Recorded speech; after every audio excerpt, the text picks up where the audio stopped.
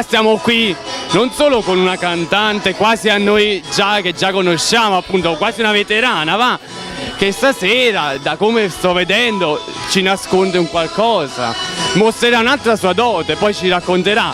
Siamo qui con Giusy De Sena. Ciao Giusy, buonasera. Ciao, buonasera, ci rivediamo. È un piacere per noi rivederti qui alla finalissima. Allora, tu per vincere metti in mostra un altro tuo talento, quindi ossia la recitazione. Vero, perché durante i concorsi non ho mai messo in mostra questo mio lato simpatico di imitazione e ci ho voluto provare, visto che questo concorso ti permette di fare varie cose, e vorrei imitare Ornella Vanoni in Imparare ad amarsi.